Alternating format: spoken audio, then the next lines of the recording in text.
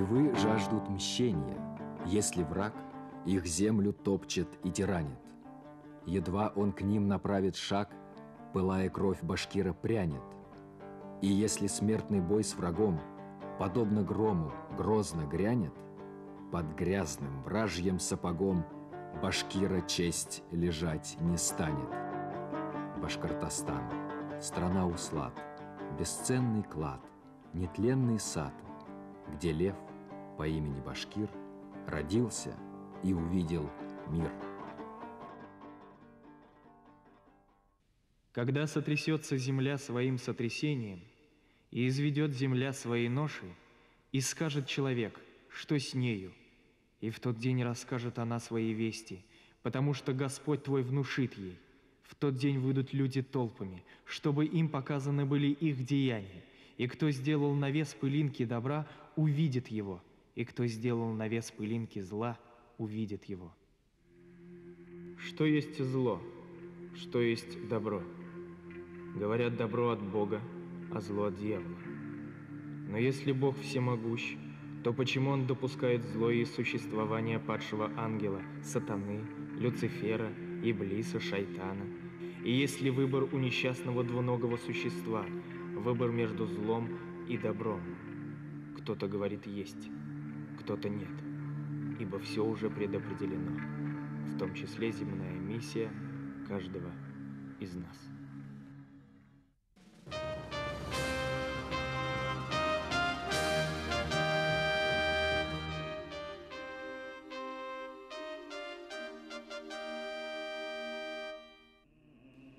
На войну ушли башкиры, провожал сынов Урал.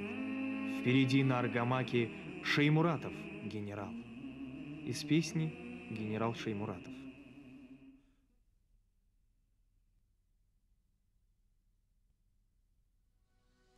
Можно ли считать божественной предопределенностью рождения на пороге бурного 20 века младенца, чье имя станет живой легендой еще при жизни его носителя? Произошло это в 1899 году в небольшом ауле Бештеке. В метрической книге Оренбургского мухаммеданского собрания было записано: Минлегали Мингажеддин Улы Шеймуратов. Отец башкир, мать башкирка из Тептерей. Говорят, что имя во многом определяет судьбу человека. Минли в переводе на русский означает «отмеченный Богом», а Гали – «высокий». Будущее показало, что младенец, родившийся в бедняцкой хибаре бурлака Мингажеддина, был действительно высок не телом, а духом, и был действительно отмечен Богом, ибо рожден был для неувидаемой славы. Председателю Совета министров СССР товарищу Сталину. Областной комитет ВКПБ, Президиум Верховного Совета и Совет министров Башкирской АССР, учитывая особые заслуги перед Родиной бывшего командира 16-й гвардейской кавалерийской дивизии генерал-майора Шеймуратова, просит вас присвоить ему посмертно звание Героя Советского Союза и разрешить установить монументальный памятник в городе Уфе. 11 декабря 1948 года. Странно звучит просьба разрешить установление памятника Шеймуратову. Если требуется разрешение, значит, существовал запрет?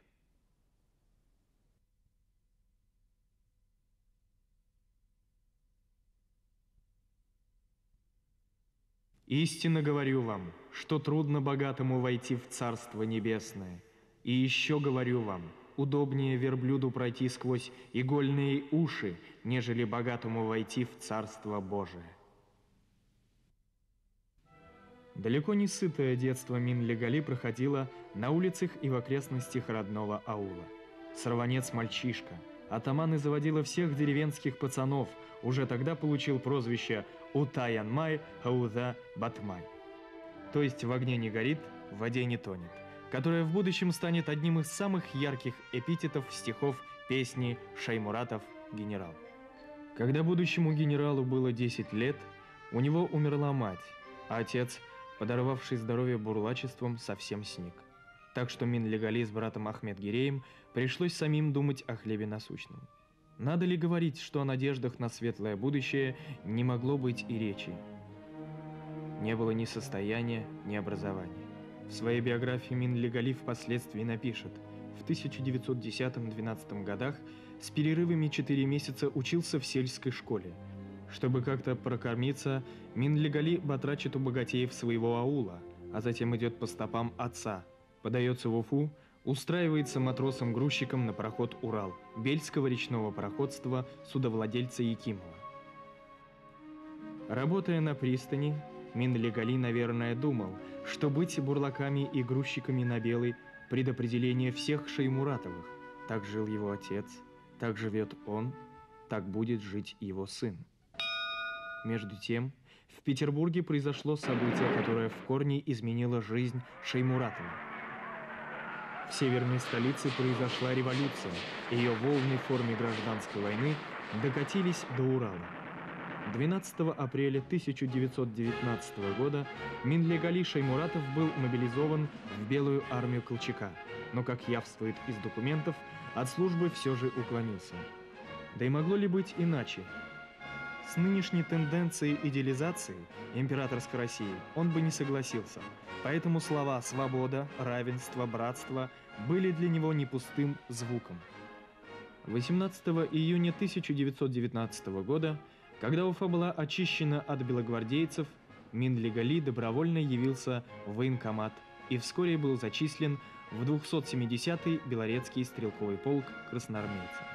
До апреля 1920 года он воюет на Восточном фронте и в Туркестане, затем был переброшен на Запад. По свидетельству майора Сабира Кадырова, опубликовавшего воспоминания о Шаймуратове, будущий комдив на Польском фронте служил в отдельной башкирской кавалерийской бригаде мятежного Мусы Муртазина.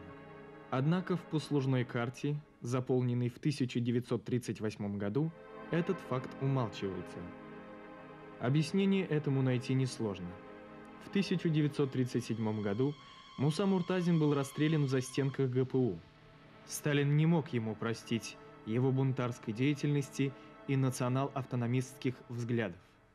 Поэтому Шаймуратов, убежденный коммунист, не мог компрометировать себя фактом службы в бригаде Муртазина.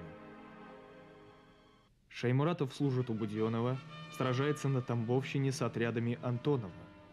По окончании гражданской войны дважды раненый буденовский командир эскадрона учится в различных военных школах. Новая власть дала тысячам таких, как Шаймуратов, возможность получить образование. В Уфе на улице Цурюпа устроен новый сквер. Мы предлагаем наименовать его именем генерала Шаймуратова и там же поставить ему памятник. Нельзя ли поставить вопрос перед соответствующими органами о присвоении ему посмертно звания Героя Советского Союза? Нельзя ли перевести останки Шаймуратова в Уфу? Председателю Верховного Совета Башкирской АССР товарищу Нуриеву от бывших воинов 112-й Башкирской кавалерийской дивизии, 1957 год.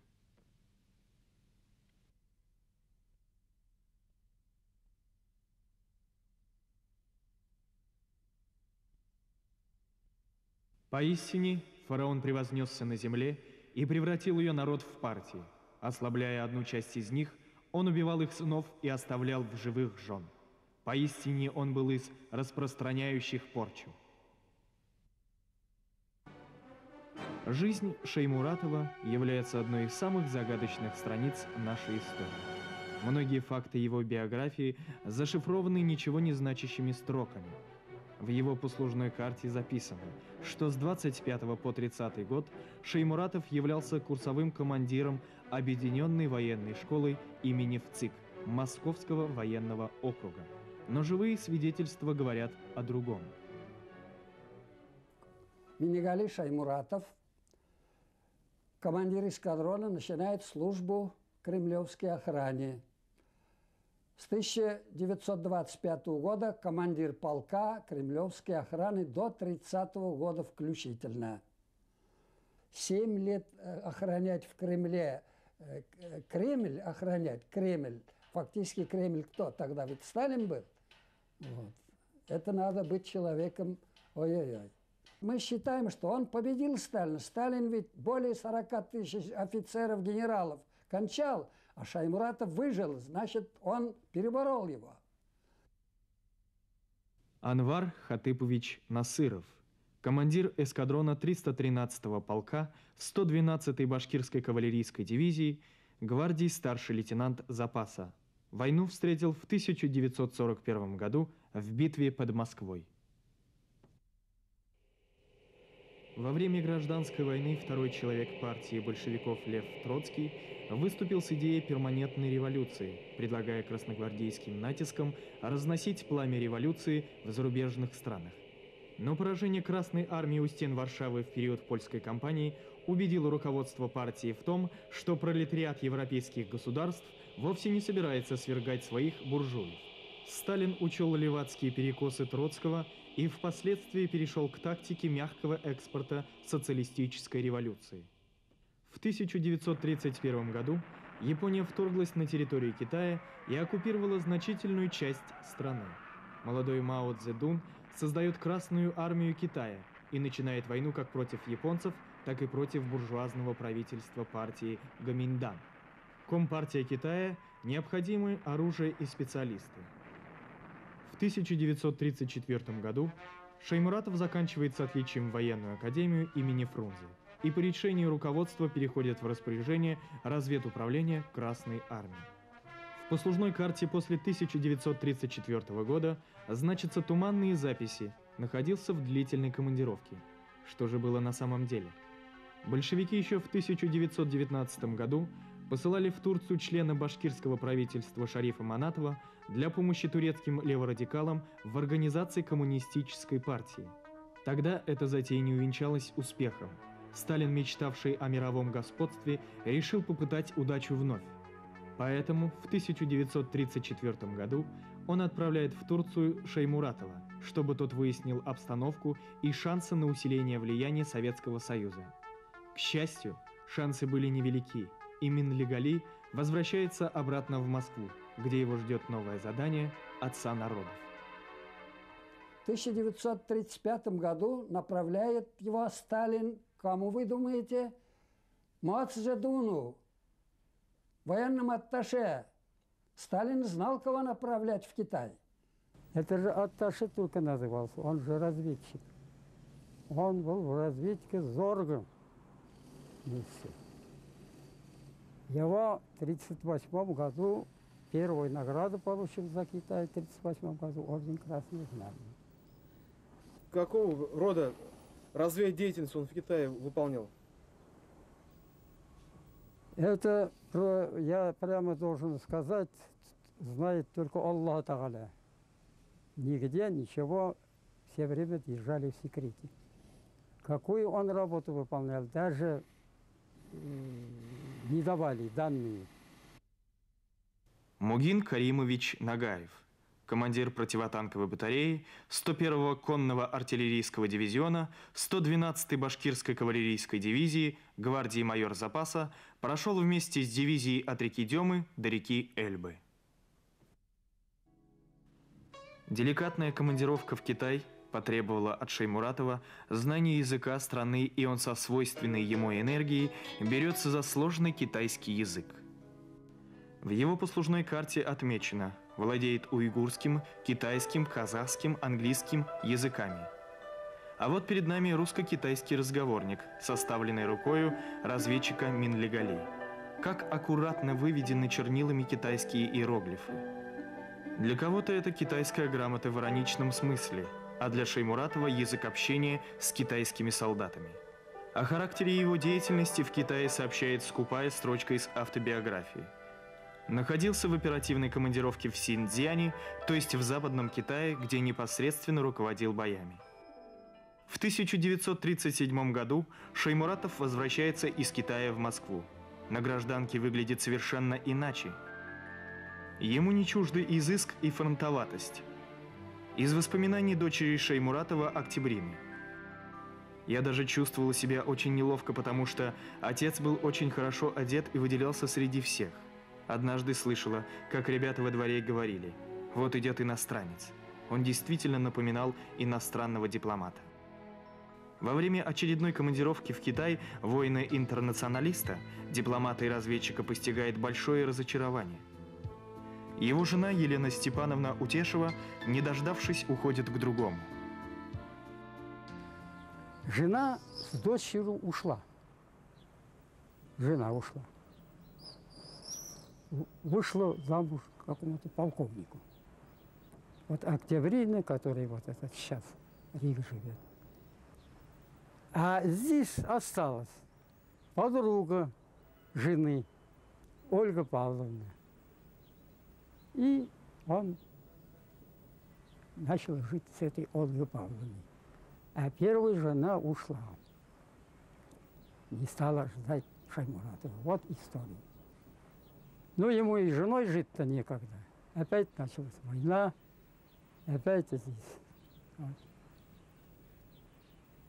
Он отдал свою всю жизнь для Родины, для народа, для победы.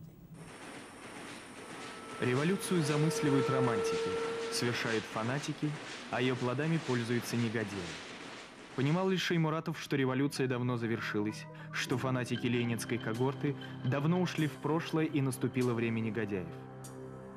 Понимал ли, что служит живому богу, новоявленному фараону, строящему для утоления своих параноидальных амбиций величия пирамиды из черепов своих подданных? Шаймуратов был убежденным, искренним и честным коммунистом. Светлый идеал социальной справедливости, равенства и братства привел его в революцию. Служа Сталину, он верил, что служит в первую очередь идеей. К тому же он был солдат с большой буквы, и как таковой привык выполнять приказы, а не обсуждать их. Я знал Шаймуратова человеком большой силы воли, способным военачальником и горячим советским патриотом.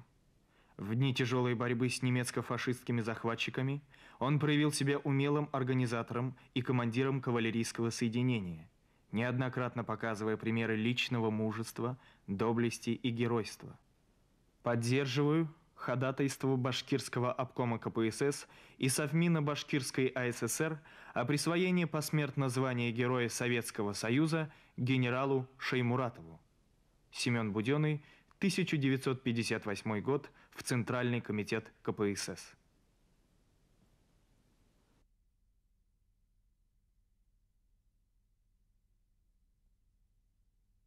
И приготовьте для них сколько можете силы и отрядов конницы, ими вы устрашите врага Аллаха и вашего врага, и других помимо них, вы их не знаете, Аллах знает их.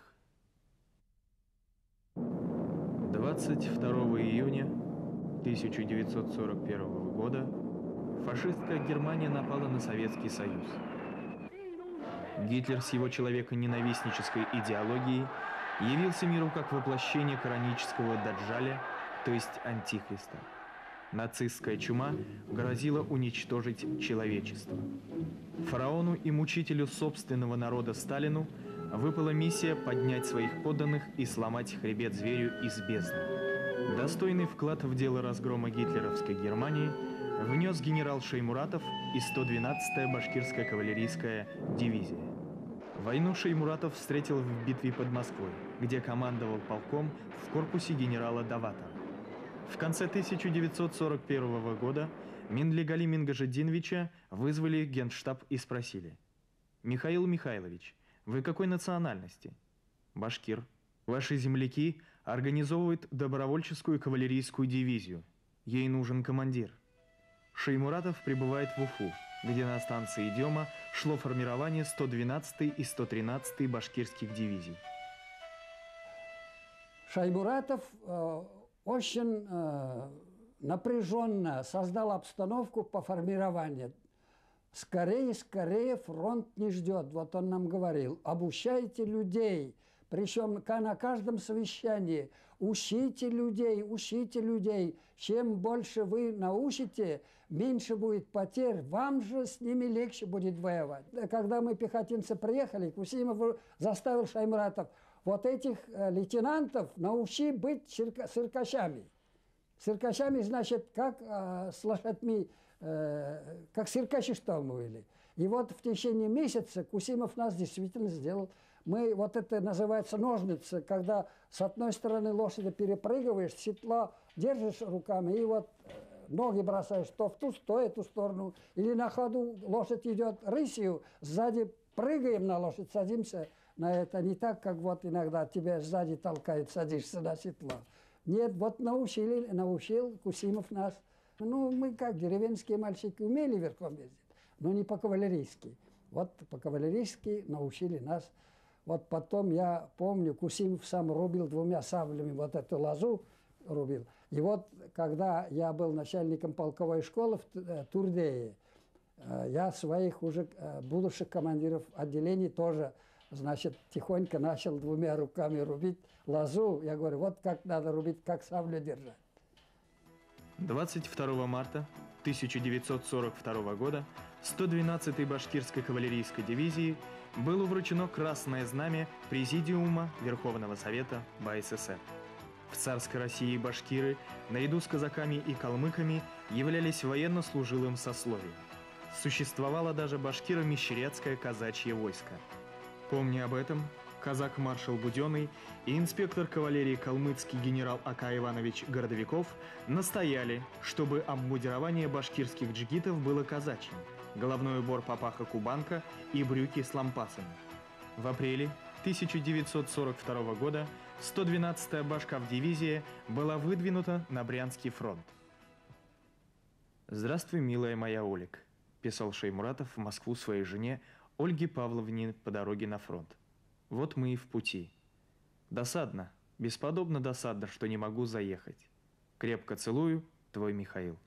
Пока адреса не пишу. 23 апреля 1942 года».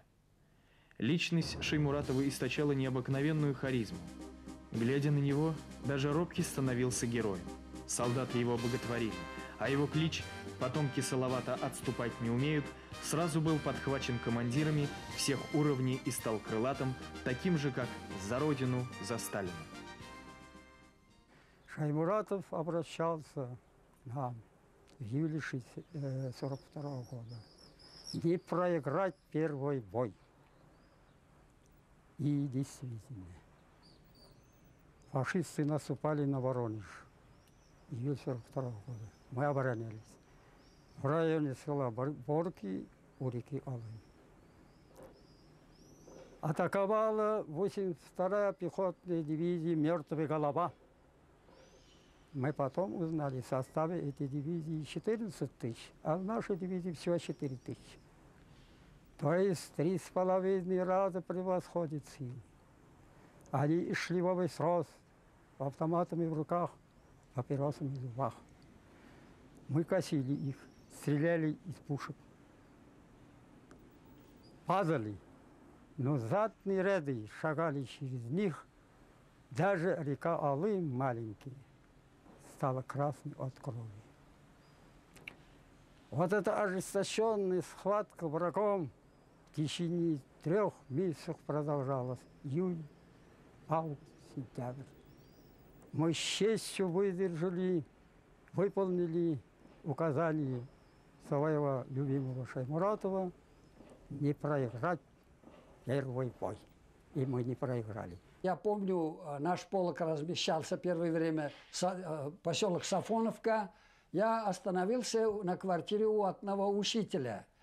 Вечером, когда мы с ним начали беседовать, он мне говорит: товарищ командир, мы про вас знали, что вы приедете к нам. Я говорю, как знали? Немцы нам вот 7 дней тому назад их прогнали отсюда. Немцы говорили, уезжайте с нами, сюда из Урала едут дикие людоеды, вас они кончают. Вот какие немцы пускали про нашу девушку. Знали, что мы туда приедем. Вот как разведка работала у них. Но мы потом показали им, какие мы людоеды. Нас потом они вынуждены назвать дикой дивизией. Конечно, мы ни шагу ведь не отступали. Вот в течение 1942 года, лето, все лето, от Воронежа к Москве не пустили мы. Наш корпус стоял, и наша дивизия стояли насмерть. Председателю Совета министров СССР товарищу Сталину. В июле 1942 года башкирская кавалерийская дивизия нанесла сокрушительный удар по наступающему противнику в районе Барки-Тербуны, уничтожила более 5000 солдат и офицеров, отбросила противника и удержала этот участок обороны до самой глубокой осени.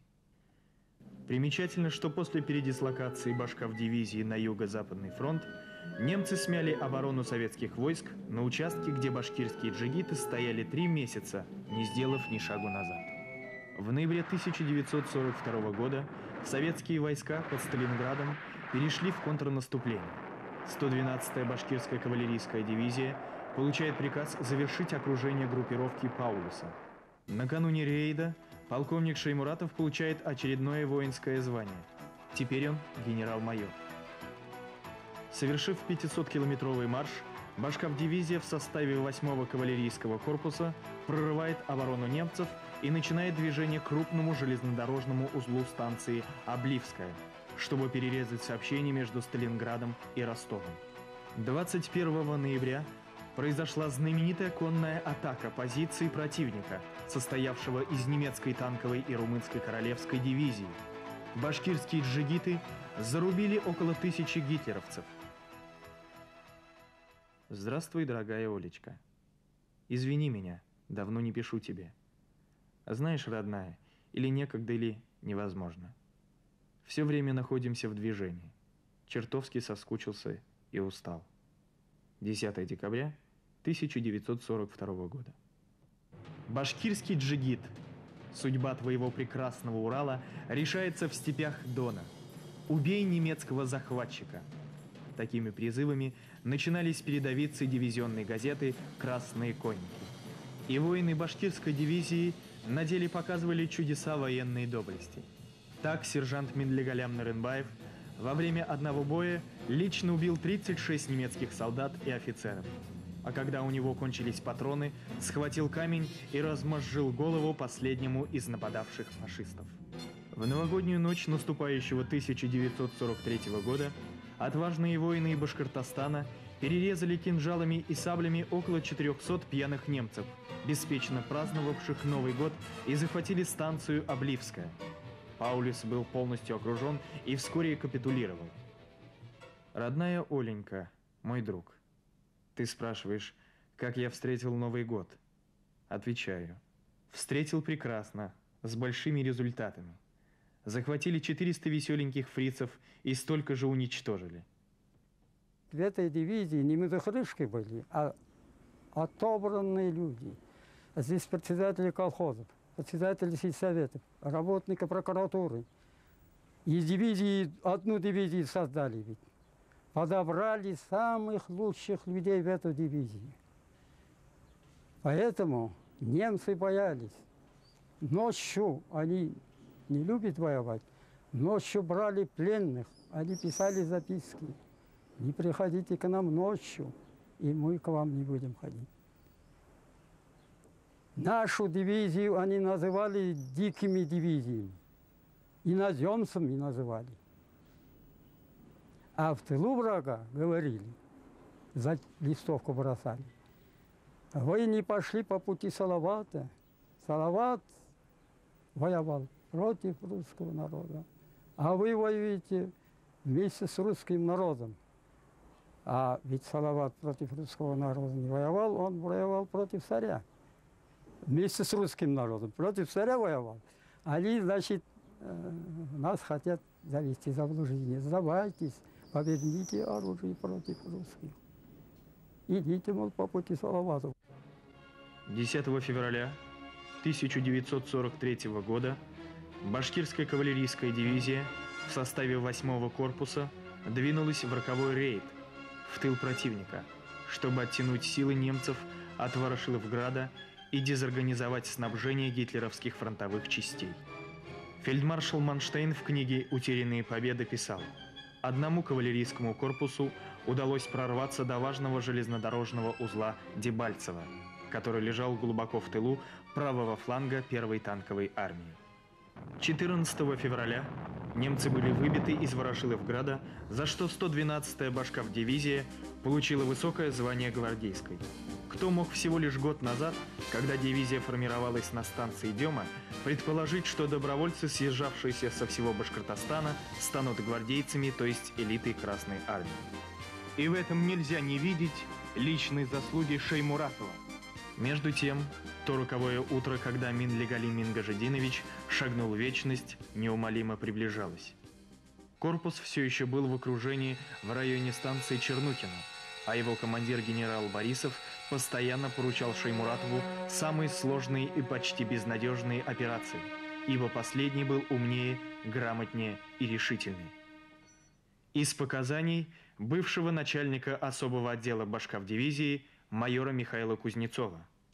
Командование корпуса во главе с генералом Борисовым, зная о том, что Чернухино окружено плотным кольцом противника, проявило растерянность, а вывод частей из Чернухина возложило на Шеймуратова, что им и было исключительно мастерски проведено. Шеймуратов вывел тогда целый корпус буквально из пасти противника одному ему известными путями. События развивались стремительно. Немцы бросили на 8-й корпус до 7 своих дивизий. Многие бойцы потеряли надежду вырваться из огненного кольца окружения. «Джигиты», — как-то обратился Шеймуратов к своим солдатам, — «будьте героями. Башкирская дивизия никогда не будет побежденной. Мы с вами еще напоим своих коней на одере». Знал бы тогда он, насколько пророческими были эти слова. Башкавдивизия дошла до Берлина и поила лошадей не только на одере, но и на Эльбе. Жаль только, что этого не увидел ее легендарный командир. Не узнал Шеймуратов и того, что созданная и выученная им дивизия дала родине 76 героев Советского Союза. Такого числа героев не было ни в одном соединении сухопутных войск Советского Союза. Уже заодно это Шеймуратов был достоин звания героя, но этому помешало злосчастное утро 23 февраля 1943 года. Из показаний бывшего командира 101-го конного артиллерийского дивизиона Башкавдивизии подполковника Салиха Саитова. Он был в веселом настроении, как всегда чисто выбритым, очень доволен был действиями дивизии в предыдущих боях и с твердой уверенностью в нашу победу даже пригласил меня на праздник 23 февраля после выхода к своим. Генерал Борисов собирает совещание утром, это день советской армии тогда, вот, и дает приказ прорвать фронт и выйти из тыла к своим. Шеймуратов, чувствуя, что такой приказ будет очень жесткий, мы потеряем очень много своих солдат и офицеров, вносит предложение. Товарищ генерал, дайте мне сутки, одни сутки, я после этого выведу всех без потерь. Он хотел очень хорошо делать разведку и где слабое место немцев ввести туда. А вот когда генерал Борисов приказал, пришлось идти в лоб, где окружение состояло пехота, артиллерия, танки. 3 кольца надо было прорывать, а у нас патронов, снарядов осталось очень мало. Из показаний бывшего дивизионного врача Башкавдивизии Александра Сарыгина. Генерал Борисов разразился руганью. «Почему не идете вперед? Где генерал Шеймуратов?» И вошел в указанную хату к Шеймуратову, где произошла дикая сцена. Шеймуратова грубо обвинили нетрезвый генерал Борисов и его окружение, угрожая оружием в невыполнении приказа.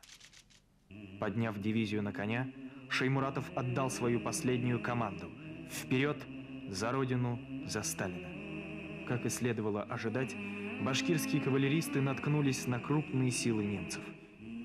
Кузнецов продолжает. Начался бой. Наша дивизия шла на противника 2 лавами. Находясь в 50-100 метрах от противника, Шеймуратов был сбит огнем противника с коня, стремительно вскочил снова в седло, но снова был сбит. При прорыве дивизия понесла огромные потери. Этих жертв могло и не быть. Если бы Шеймуратову позволили провести разведку, если бы не преступный приказ Борисова, пославшего Шеймуратова на верную гибель.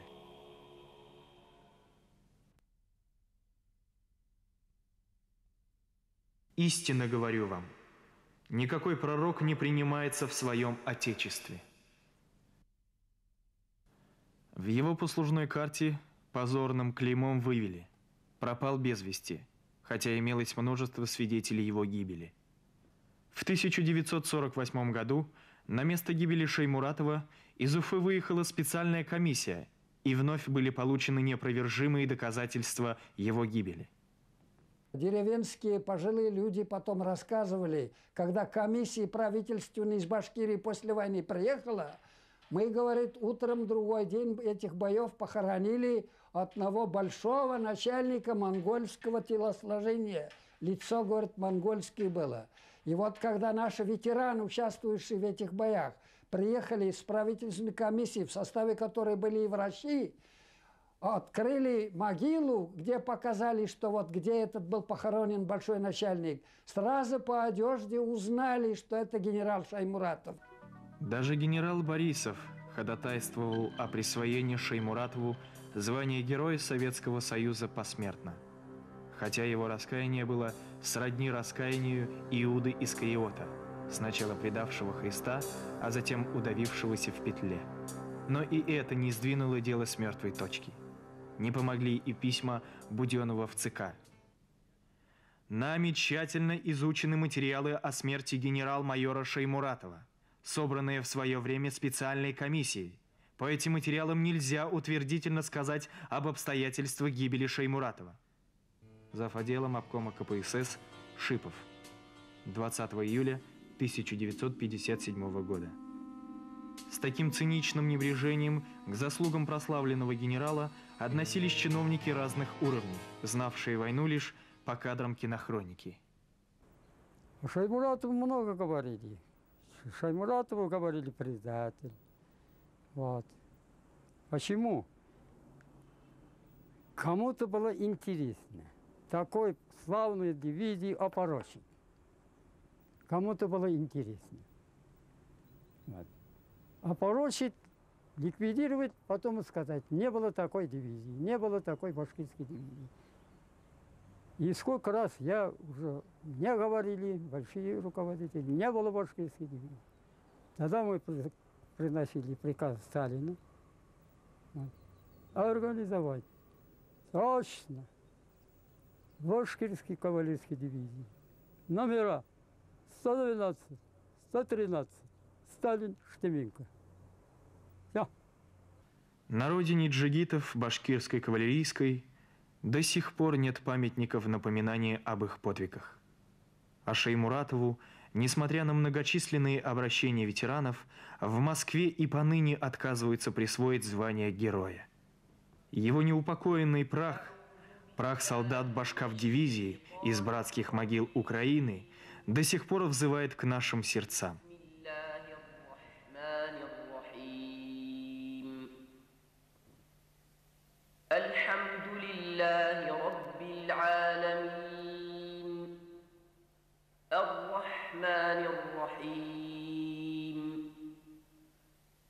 مالك يوم الدين إياك نعبد وإياك نستعين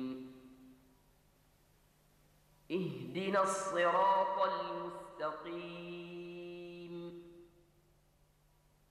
صراط الذين أنعمت عليهم غير المغضوب عليهم ولا الضالين.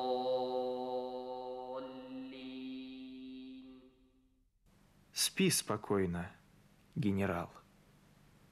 Потомки Салавата отступать не умеют.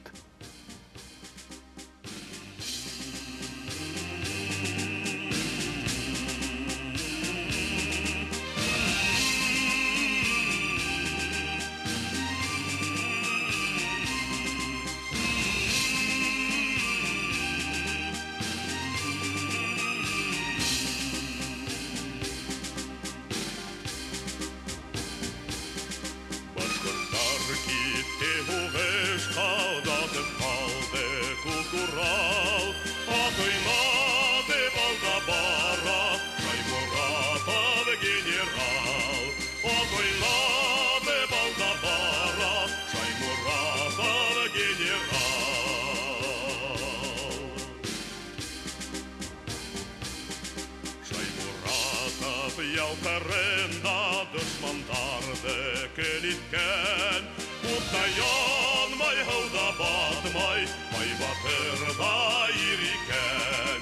Утаянмай, һыуҙа батмай, май батырҙа ир икән.